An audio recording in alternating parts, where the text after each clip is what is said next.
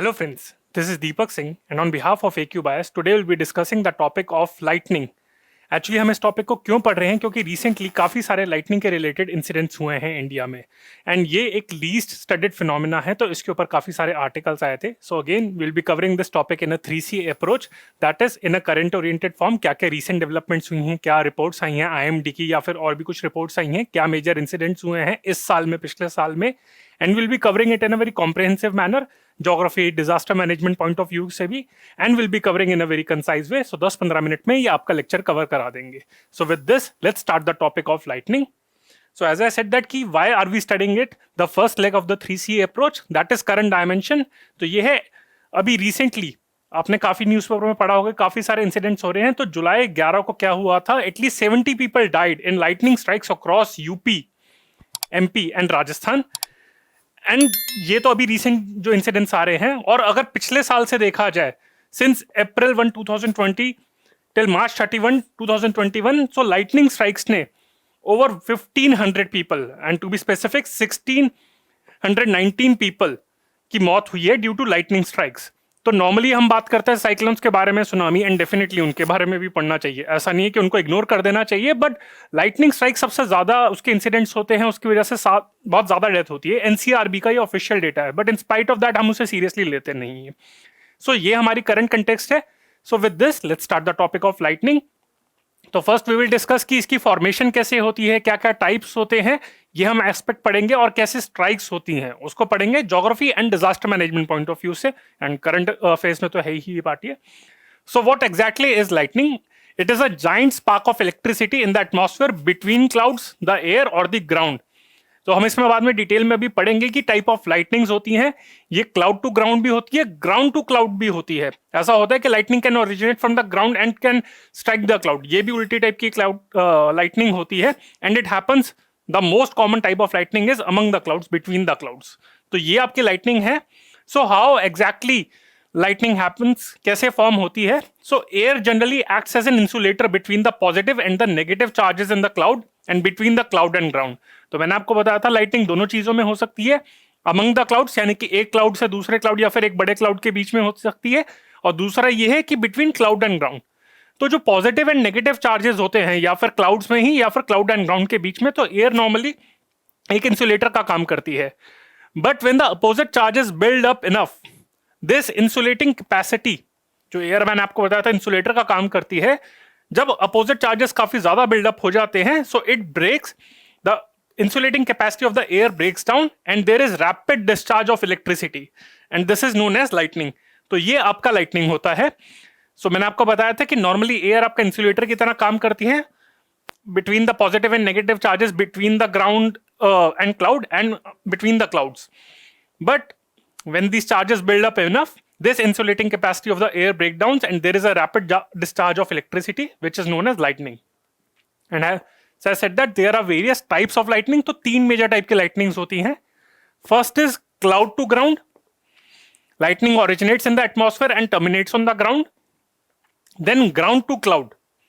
ये आपके opposite हो गया. It involves upward propagation of lightning initiated from a tall grounded object and reaches into the cloud. So it is the least common type.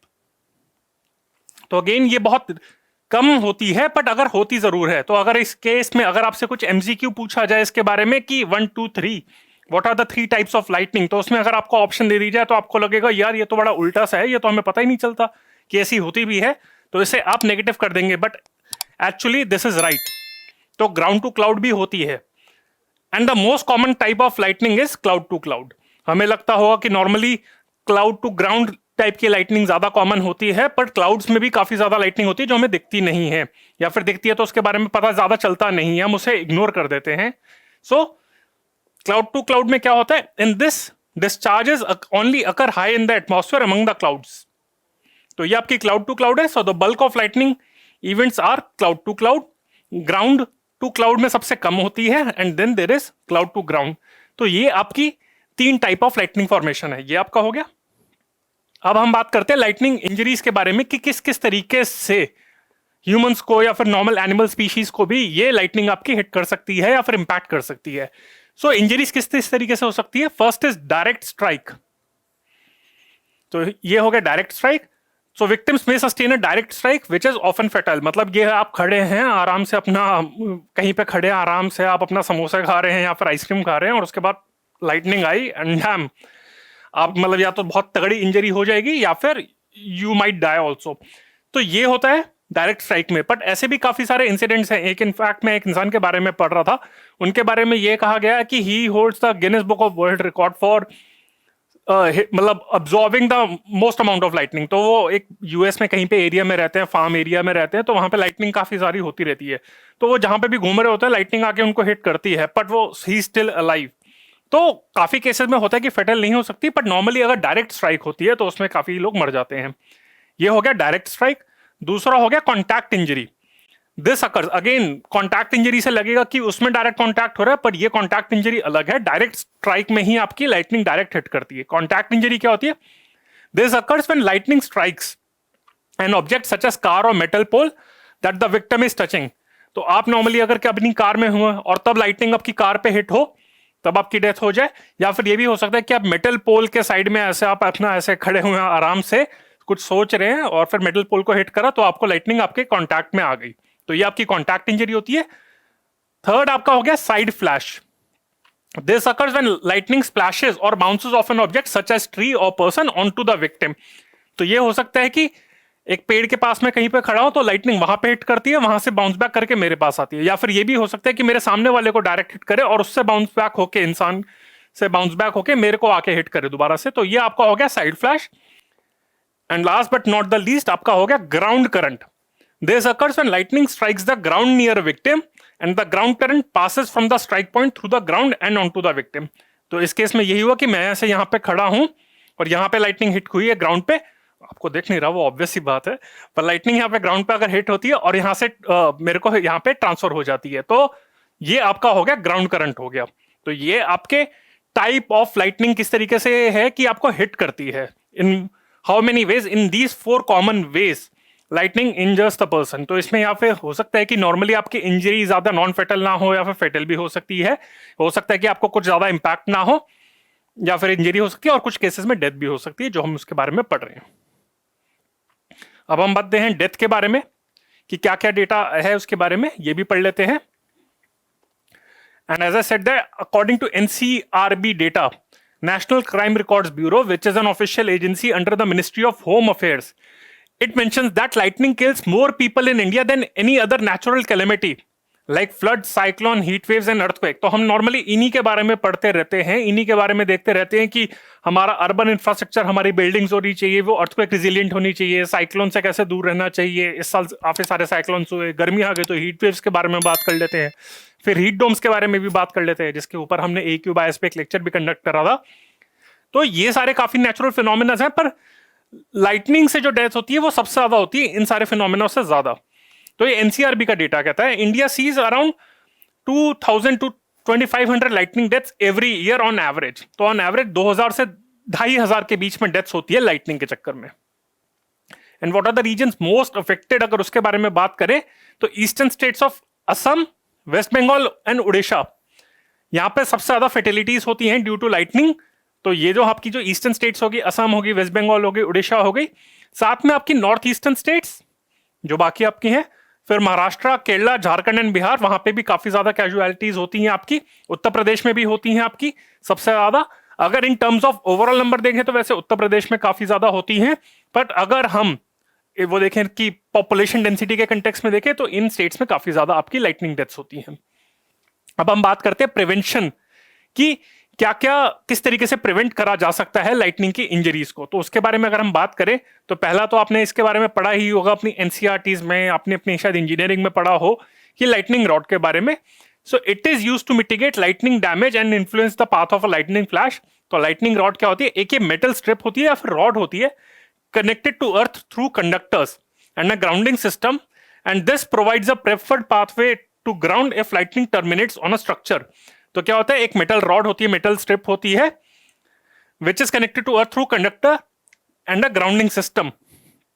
तो क्या होती है, यानी कि अगर लाइटनिंग हिट कर रही होती है तो अपनी तरफ वहां पे रॉड को वो पहले हिट करती है, जहां पे उसको पहला पाथ दिखता है, एक बड़ी सी रॉड होती है, एंड वहां से आपकी ग्राउंड में चले जाती है। और ग्राउंड में आपका जो ग्राउंडिंग सिस्टम होता है, कंडक्टर होता है, तो ये आपको इंश्योर करता है कि लाइटनिंग लोगों पे हिट ना हो, उस मेटल रॉड पे ही डायरेक्टली हिट करे। तो ये आपका हो गया लाइटनिंग रॉड हो गया। और फिर दूसरा हो गया 30-30 rule. This is the official advice from the World Meteorological Organization. तो ये 30-30 रूल आपको फॉलो करने के लिए कहा जाता है। इस पे एमसीक्यू भी बन सकता है कि फर्स्टली व्हाट इज 30-30 रूल, एक तो ये हो गया, एंड दूसरा विच ऑर्गेनाइजेशन वो रिकमेंड्स द 30-30 रूल। तो ये आपका हो सकता है वर्ल्ड मीटेरोलॉजिकल ऑर्गेनाइजेशन। तो ये 30-30 रूल होता क्या है? If the time between flash and thunder is less than 30 seconds then stay inside, that is the first 30। And तो पहला हो गया, if the time between flash and thunder is less than 30 seconds then stay inside and wait 30 minutes after the last observe flash to resume outdoor activities. तो यानी कि अगर आपका lightning flash हुआ है तो उसके बाद 30 मिनट तक रुको बाहर जाने से। एक तो ये हो गया, और दूसरा हो है कि if the time between flash and thunder is less than 30 seconds then stay inside. तो ये आपका 30-30 रूल है। As I promise you that will be covering this in a 3C approach. तो ये आपका 30-30 रूल भी हमने कवर कर लिया। अब गवर्नमेंट ने स्टेप्स क्या क्या लिए? बहुत कम स्टेप्स लिए। पहली बात तो सेंट्रल गवर्नमेंट ने तो बहुत कम लिए। Again I am not criticising the present government, but overall he as I said that कि it's the most least studied phenomena. इसके बारे में ज्यादा स्टडी भी नहीं करेगी और एफर्ट भी ज्यादा नहीं करेगा। ये पहली बार ऐसा हुआ है कि न्यूज में इतना ज्यादा लाइटनिंग ज्यादा आ रही है। So lightning remains among the least studied atmospheric phenomena in the country. Just one group of scientist at the Indian Institute of Tropical Management which is located in Pune, so that works on full time on thunderstorms and lightning। तो ये एकलौता institute है। इस पे भी MCQ बन सकता है कि which institute works full time on lightning and thunderstorms. So the answer is Indian Institute of Tropical Management which is located in Pune. So they can ask you which institute studies it, and second question is where is the institute located. तो ये पुणे में located है। तो ये तो central government के and पे हो गया, उन्होंने ज्यादा और स्टेप्स नहीं लिए हैं। पर कुछ साल पहले ये देखा गया था कि उड़ीसा गवर्नमेंट ने डिसाइड करा था कि वो पाम ट्रीज, ये भी पूछा जा सकता है कि वहां पे कंसेप्चुअल वे में कि what is the strategy to deal with the lightning. तो उन्होंने पाम ट्रीज कल्टीवेट करने का प्लान करा था, क्योंकि पाम ट्रीज बहुत लंबे होते हैं। So it will act as a good conductor when lightning strikes. तो लाइटनिंग को भी एक पाथ चाहिए होता है, एक ऑब्जेक्ट चाहिए होता है कि किस पे हिट करेगी। तो जो पहला टॉलेस्ट ऑब्जेक्ट होगा, इसी वजह से वहां पे लाइटनिंग हिट करेगी। तो इस केस में अगर पेड़ होंगे तो वो इंसान से हिट करने से पहले वहां पे पेड़ पे जाएगा, कंडक्टर मिलेगा, जो उसे पहला कंडक्टर मिलेगा वहां पे वो हिट करता है। साथ में एक मिड मॉनसून 2019 लाइटनिंग रिपोर्ट के बारे में भी कर लेते हैं। इस रिपोर्ट का सिग्निफिकेंस ये है, this was the first time a report was mapped lightning strikes across the country and the lives they claim. तो इस वजह से रिपोर्ट इंपॉर्टेंट है। It was prepared by Climate Resilient Observing System Promotion Council, a non-profit organization that works closely with the Indian Meteorological Department (IMD). इसकी की findings देख लेते हैं कि Orissa recorded the maximum incidents of lightning during April to July 2019 and Uttar Pradesh recorded the maximum deaths. तो ये आपका एक की फाइंडिंग थी। और दूसरा आपका ये है कि of the lightning incidents that happened 36% happen to be cloud to ground, जो मैंने आपको बताया था, and 64% were in cloud lightning. तो जो मैंने आपको बताया था कि 3 टाइप के आपके लाइटनिंग स्ट्राइक्स होती हैं। एक होता है आपका क्लाउड टू क्लाउड होता है, दूसरा होता है आपका क्लाउड टू ग्राउंड होता है, तीसरा होता है ग्राउंड टू क्लाउड होता है। तो 64% केसेस में इन क्लाउड लाइटनिंग थी, 36% केसेस में अराउंड यानी कि आपकी क्लाउड टू ग्राउंड थी। तो नेग्लिजिबल कुछ 1% या फिर लेस देन 1% आपकी ग्राउंड टू क्लाउड थी। एक और कुछ 2 और टॉपिक्स पढ़ लेते हैं क्योंकि ये भी न्यूज में थे। इस साल में 2021 में, इस साल के मई में एक्चुअली क्या हुआ था, असम में बमुनी हिल है। ये आपसे पूछा जा सकता है कि यहाँ पे instead of asking about this incident they can ask the location. Environment point of view से पूछ सकते हैं, आपको फिर लगेगा कि इस हिल के बारे में क्या पूछ लिया एनवायरमेंट या फिर ज्योग्राफी पॉइंट ऑफ व्यू से। तो यहाँ पे काफी सारे 18 एलिमेंट्स की एक साथ डेथ हो गई थी और ये माना गया था कि लाइटनिंग की वजह से उनकी डेथ हुई है। जो मैंने आपको बताया था कि असम हो गया, वेस्ट बंगाल, उड़ीसा हो गया, नॉर्थ ईस्टर्न स्टेट्स हो गए, यहाँ पे काफी सारी लाइटनिंग इंसिडेंट्स होते हैं। तो यहाँ पे 18 एलिफेंट्स की आपकी डेथ हो गई थी और यही लगा गया था कि बमुनी हिल्स जो है वहां पे, इसका रीजन ये स्पेकुलेट करा गया था कि वहां पे कोई ज्यादा लंबे पेड़ नहीं है वहां पे, इसी वजह से लाइटनिंग डायरेक्टली एलिफेंट्स को लग गई। जो मैंने आपको बताया था पाम ट्रीज उड़ीसा ने, तो ये सारा इंटरलिंक्ड है। और साथ में ये भी बात करी गई थी क्या एलिफेंट ज्यादा वल्नरेबल है, तो उससे पहले उसके बारे में पढ़ने से पहले, इस क्वेश्चन का आंसर करने से पहले एक चीज पढ़ लेते हैं, स्टेप पोटेंशियल। ये एनिमल की डेथ के कंटेक्स्ट में स्टेप पोटेंशियल आता है। It is the most common lightning hazard. जो मैंने लाइटनिंग हजार्ड पढ़े थे आपसे कि डायरेक्ट इंजरी, कॉन्टैक्ट इंजरी हो गया, ग्राउंड करंट हो गया, तो वो तो ह्यूमंस के कंटेक्स्ट में था। एक स्टेप पोटेंशियल है, ये एनिमल्स के कंटेक्स्ट में है। सो it is the most common lightning hazard among the 4-legged animal. अभी इसमें होता क्या है, when an animals front end hind feet, तो यानी कि आगे और पीछे की जो फीट होते हैं, are far enough apart, a partial current में pass through the body in certain circumstances. तो ये आपका स्टेप पोटेंशियल होता है। ये बहुत इंपॉर्टेंट है क्योंकि इसी साल मई में ये केस हुआ था कि एनिमल्स की डेथ हुई थी, और यही स्पेकुलेट करा गया था कि स्टेप पोटेंशियल के चक्कर में, क्योंकि एनिमल, वो जो एलिफेंट्स आपके जो होते हैं, कुछ एनिमल्स के जो फीट होते हैं वो तो साइज ही छोटा होता है, तो यानी कि गैप भी बहुत कम होता है। पर एलिफेंट्स के केस में, because they are a huge species, तो उनके जो पैरों के बीच में जो गैप होता है वो काफी ज्यादा होता है, और जब ज्यादा अगर होता है तो पार्शियल करंट में पास थ्रू द बॉडी, उस केस में होता है, और ये आपकी स्टेप पोटेंशियल होती है। तो यही कहा गया था कि एलिफेंट के केस में जैसे आपके उसके फीट वाइड होते हैं, so it would appear to make it more vulnerable than a smaller animal such as rat. So that's why elephants are more vulnerable to lightning strikes. तो ये भी आपका इंपॉर्टेंट पॉइंट हो गया। और कुछ वर्ल्ड रिकॉर्ड हुए थे आपके, जो वर्ल्ड मीटरोलॉजिकल ऑर्गेनाइजेशन, जिसके बारे में मैंने बताया था कि 30-30 रूल रिकमेंड करता है, तो पिछले साल इन्होंने कुछ वर्ल्ड रिकॉर्ड रिपोर्ट करे थे regarding lightning. So record for the longest lightning strike was reported in Brazil, जिसकी लेंथ थी 700 किलोमीटर। एंड जो सबसे लॉन्गेस्ट लाइटनिंग फ्लैश था, longest in terms of duration की अगर बात करें, तो वो आपका अर्जेंटीना में हुआ था। A lightning flash that developed continuously over North Argentina in 2019 for 16 seconds, यानी कि 16 सेकंड। नॉर्मली तो हम 1 सेकंड देखते हैं तो हम बड़े खुश हो जाते हैं, कभी कभार तो 1 सेकंड से भी कम में होते हैं लाइटनिंग फ्लैश। 1 सेकंड का दिख जाता तो हमें लगता है अरे यार कितना ज्यादा लाइटनिंग फ्लैश हो गया। तो 16 सेकंड तक आपकी लाइटनिंग फ्लैश हुई थी, तो ये आपका लॉन्गेस्ट ड्यूरेशन का लाइटनिंग फ्लैश था। तो ये भी पिछले साल आया था, और मैंने आपको बताया था कि लाइटनिंग इस साल काफी इंपॉर्टेंट है, तो ये सब भी पूछ सकते हैं, क्योंकि करंट अफेयर्स वो 1.5 साल के पूछते हैं अगर इस साल के आप प्रीलिम्स में हो रहे हैं। So again they might ask a question on this. So again जो भी रीसेंट डेवलपमेंट्स हुई हैं तो वो मैंने सारी कवर कर लिए। And friends, with this I have covered the topic of lightning. I hope you liked it, and before ending the lecture I have a few announcements to make, that we are AQ Bias is launching its fresh foundation batch on July 21st of this July 21st, तो जिसमें हम general studies, essay और CSAT cover करेंगे, and again will be targeting prelims as well as mains. इसमें हम 800 घंटे की classes पढ़ाएंगे। 800 hours of classes will be there under the foundation batch, out of which 80 hours of current affairs will be taught to you. That is 10% of the time will be devoted to current affairs, क्योंकि उसकी बहुत ज्यादा weightage होती है prelims mains interview में। And apart from this foundation batch for general studies, we are also launching optional batches for history, geography, political science, sociology, and public administration.